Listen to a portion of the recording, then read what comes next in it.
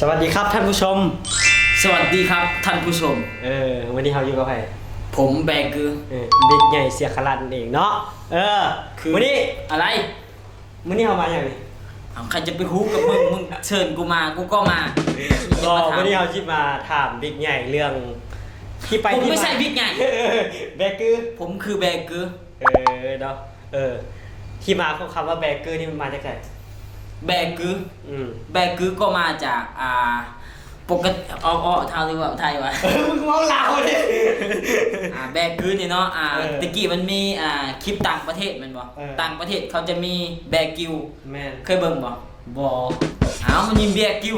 มันไปหลอกกินอาหารแต่ละประเทศมันไปบุกบ่นั่นบ่นี่แบกกิวอันนี้เห็นเขาเห็นก๊อปจากต่างประเทศแล้วที่มาของคำว่าแบกคือกับแบกกิวใกล้เคียงกันกูอีกคือเด้ตะกี้แบบอีกคือมันมาแห้งนะแบบอยากไปก๊อปปี้เขาก็เลยเอาแบกอย่างว่าขึ้นบอกแล้วแบกคือซะก็เลยเป็นแบกคือผมก็คือแบกคือท่านผู้ชมแล้วเดี๋ยวนี้กระแสก็ตอบฮับหลายเติบว่าภาษาลาวกระแสก็ตอบฮับหลายเนาะแบกคือนี่ไปใช้ให้กับแบบแบกคือบางทีก็จนรำคาญแบกคือนี่เขาบอกว่าซื้อมึงเลยมาเดี๋ยวนี้ซื้อแบกคือเลยแบกคือซะวันน่าจะเสื้อนะครับว่าแบกคือก็ดังทั่วประเทศแล้วเดี๋ยวนี้แบกคือว่าซะแบกยังบูแล้วก็กระแสเพลงเนี่ยเดี๋ยวนี้กระแสเพลงบอกเดือนนึงเขา2 ล้านวิวเนาะเพลงอีกคือเข้าไปอีกคืออีกคือ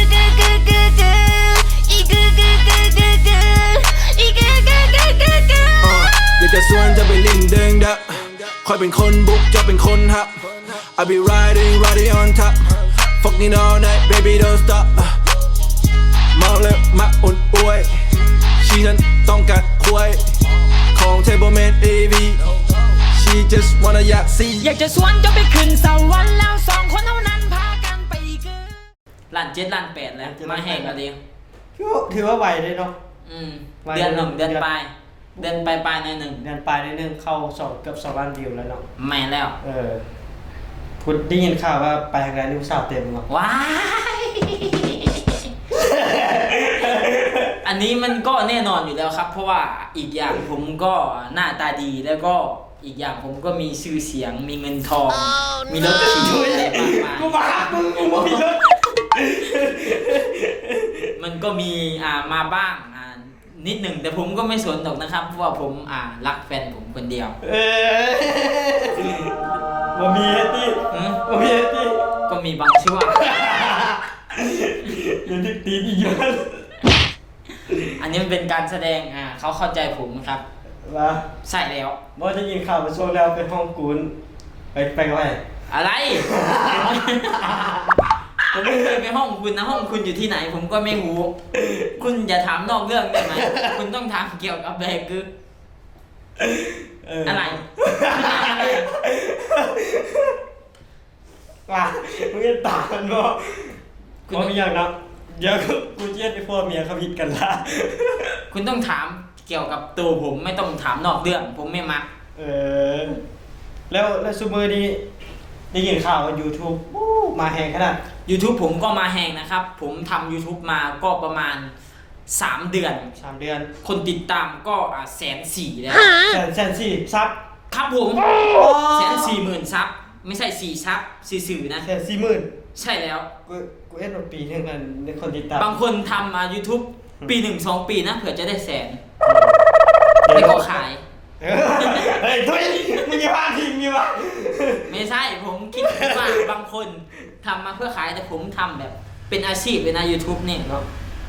รายได้ผมก็ประมาณเดือนหนึ่ง 4-5 พันเหรียญจาก YouTube ผมก็ไม่อยากขี้โม้นะสำหรับใครที่ยังไม่มีค่าถอค่าเทอมก็ติดต่อหาผมได้นะครับแสดงว่ามีอยู่ก็พอมีเงินว่าเลยผู้สาวนะมีอยู่ไม่มีครับมีอยู่ถ้ามาผู้เดียวถ้ามา2 คนได้มีแสดงว่าไม่ได้มาผู้เดียวแล้วคือที่มาของคำว่าแบกเกอร์กับแบบนี้แหละเนาะแล้วมันมาเบียงตะละเทื่อนะมันมาผู้เดียวมื้อนี้แฟนมาน้ำ ก็เลยไปลิ้นบ่ได้ อะไรห้ามพูดเรื่องแฟนลง YouTube ลงกล้อง เออ ผมโสดอยู่ในกล้องผมโสดเสมอ เดี๋ยวเรียกตีเลยนี่ด้วย มันเป็นการแสดงเขาไม่ให้ผมดอก น้องก็คือท่านแหละที่มาของคำว่าแบกือกับอีกือ เบิดหรือยังที่จะถามเนี่ย ยัง ไหนก็ถามมาพร้อมผมว่างนะปกติผมก็ไม่ว่างนะ ดีนะผมมื้อนี้ผมออกมาแต่ป่าปกติผมก็อยู่แต่ในป่าอเมซอนนะ เมื่อกี้ก็ไปอเมซอนมา ใช่แล้ว อเมซอนคาเฟ่ที่ มันคนละอเมซอน เนาะวันนี้แหละสวยจะทู่มันไล่ครับทู่มันไล่มันแห้งกี่ซัวกว่านี้ ปกติมันก็ซัวอยู่แล้วนะ อะไรเอิญผมมาสัมภาษณ์หรือเอิญผมมาเว้าใส่เนี่ย แล้วเดี๋ยวนี้เนาะผลงานเพลงมียังไงมีเพลงยังไง ผลงานเพลงก็มีหลายเพลงนะครับ ถ้าใครอยากรู้ว่าผมมีเพลงอะไรก็ไปติดตามที่ช่องผม ซื้อซองว่า บิ๊กใหญ่ซีฮาร่า บิ๊กใหญ่เสียหลาด อืม ซื้อซองกันเลย แมนแล้ว เบิ่งซองกูก็ยังไม่อยากติดตามนะ แต่คนที่บ้าเล่นคือมันนั่นนะไม่ได้ตัว มันเป็นสไตล์ คอนเทนต์ที่แปลกใหม่ เนาะ หลายคนก็อยากเอาไปก๊อปปี้อยู่นะ แต่ก็ไม่ดังถ้าผมหรอกเพราะว่าผมก็หน้าตาดีนะ ว้าวบางคนก็ไปก๊อปปี้เนาะ มันก็ไม่ดัง มันก็ ก๊อป ไม่ ปี้ ดัง ก็ไม่ดังนะ มันไม่ใช่ต้นฉบับดิ แม่นผมก็ก๊อปปี้จะเข้ามาเหมือนกัน แต่ก็ผมมาเฮ็ดเป็นสไตล์ผมเอง เวอร์ชันเนาะ อืม เวอร์ชันบิ๊กใหญ่เสียราดคือแบกกิ้วแบกกิ้ว แบกเอ๊ะ เอ้ย ประมาณนั้น ลองบอกเดี๋ยวนี้เขาอยากฟังเสียงทางอีกึ อีกอ๊ะ บอกเอาอันดีๆก็ได้มีต้นฉบับเนาะต้นฉบับอันนี้ ต้นฉบับอันนี้คือว่าแหงๆตอนห้องเพลงอยู่ มันต้องค้างแบบมีอารมณ์ด้วยนะ ถ้าจะค้างธรรมดามันก็จะไม่ม่วนนะศพคุณต้องขึ้นมาแบบนี้ คุณต้องทำตามผม 45 องศา ใช่แล้วศพคุณต้องเงืงขึ้นมา แล้วก็ทำตาเหลือกขึ้นอะไรใครโทรมาวางสายให้หน่อย เต๋า โทรฮับเลยฮับเลยว่าอยู่อันโรงแรม ห้องเบอร์ ห้องเบอร์ 3 ฮัลโหล เข้ากล้องเลยมึงเข้ากล้อง อะไร เข้ากล้องต่อ ฮัลโหลอันของเบอร์สามเลยเหรอ นี่ที่เราลงไปเขาใส่ก่อน ค้างแบกึ ทางไปคือไอ้45 องศาหรอ ศพต้อง 45 องศานะ แล้วก็ตาต้องเหลือกขึ้นหน่อยหนึ่ง แล้วหน้าต้องหืน มึงต้องส่งเสียงออกมาจากให้มันผ่านกระเดือกกระเดือกถ้าแบบธรรมดามันก็จะไม่ได้นะ ๆบ่ได้หรอต้อง ศพต้องแบบนี้ ตาต้องเหลือกๆขึ้น เอาเสียงออกมาให้มันผ่านกระเดือกไก่อีกอ่ะอีกอ่ะ พอแล้ว โอ้ พอแล้ว มันก็จะประมาณนี้แหละ อันนี้เสียงคางต้นฉบับเนาะ ใช่แล้วครับ ใครอยากไปแอมก็ไปแอมได้ใครอยากไปโคเวอร์ก็โคเวอร์ได้ แต่กูว่าแล้วชูอย่าไปแอมมันท่านจูเดี๋ยวชีวิตบ้าคือมัน บทเรื่องที่จะถามผมนี่ ฮะบอลเดี๋ยวนี้มีเมียแต่คน เดี๋ยวนี้เหรอเดี๋ยวนี้ก็มีคนเดียว ต่อไปเลย ก็อาจจะหลายคนถ้าผมรวยนะ ถ้าผมรวยผมก็มีหลายคน ถ้าผมไม่รวยผมก็มีคนเดียว แมน อืม บางเทื่อมันอาจจะมีอีกคนนึงกับ แล้วคุณล่ะมีกี่คน เฮ้คนเดียวนั่นแหละ คนไหนชื่ออะไรกล้าบอกสื่อไหมอะไร มึงมาอย่างมึงดีกันเลยกูถ่ายคลิปอยู่ คุณจะมาเข้ากล้องแบบบุกวัดมันไม่ได้นะ อืม สบายดีไม่เสี่ยง สบายดี อะไรวะ อะไร ใครมัน กูเล่นก่อนอยู่ เข้ามาเลยก็ได้นะถ้าคุณอยากเข้ามา เนาะ เพราะมันเป็นรายการที่แบบจะทำอะไรก็ได้ในรายการ จะถามอย่างก็ได้นะถามเรื่องสิแล้วนี่เห็นว่าแบกเกอร์ซีเก่ง อันนี้มันก็จริงอยู่แล้ว มัก ครับ เมาแต่เรื่องซี เพราะมันเป็นคาแรคเตอร์ปกติผมก็ซี่อยู่นะ ซีไผ ก็ทุกก็ ไอสัตว์ ถ้าว่าเรื่องซี่มันเดี๋ยวมันติดเหลืองนะ ผมไม่รับประกันนะ ถ้าคุณว่าเรื่องซี่นี่ มึงลองซีมาได้หมดลง YouTube นี่ ได้ช่องกูได้ช่องคนอื่นว่าติดเหลืองมาช่องกูมันติดเหลือง ว่า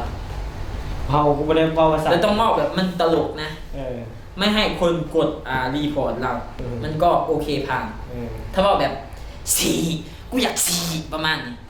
ติด บ่ได้ เหลื เล อง ยบ แต่ว่ามันติดดอก บนที่เดิม นี่มันก็ไม่ติดหรอกนะเพราะว่ามันปนกันหลายอัน แล้วเงินจาก YouTube เด็กได้ไล่หัวเดือนจาก100 ล้าน เดือนหนึ่งก็ประมาณ 400-500 เหรียญ 500 เหรียญ ใช่แล้วครับ แต่ว่าไม่ทันได้นะ เพราะว่าผมไม่ทันได้พิน ไม่ได้ยินอันนี้ ผม จากน้อย ขอพินแล้วมันไม่ส่งมา ผมก็เลยส่งขอกีตาร์โปร่งอีกบอกขอพินมันไม่ให้ ผมก็เลยขออีกลองขอกีตาร์โปร่งก็เงียบกิ๊บอีก แสดงว่าบ่ได้ ต่อไปจะขอกองขอพินไม่ได้ ดุยกูอยู่กับมึงนี่เริ่มแล้วนี่ คนละพินคนละพิน ไอสัตว์คนละพินเนาะก็มีเท่านั้นเลยเนาะ เดี๋ยวมันจักนาทีแล้วเนี่ยพอ10 นาทีหรือยัง เบิ่งยกเจ็ดนาทีแล้ว ถ้า10 นาทีก็หยุดเลยนะ 10 นาทีเลย แน่ ดีแน่ ทำไมคุณหากินง่ายจัง กูเริ่มจีบเห็นยากกูเมื่อยตัดต่อ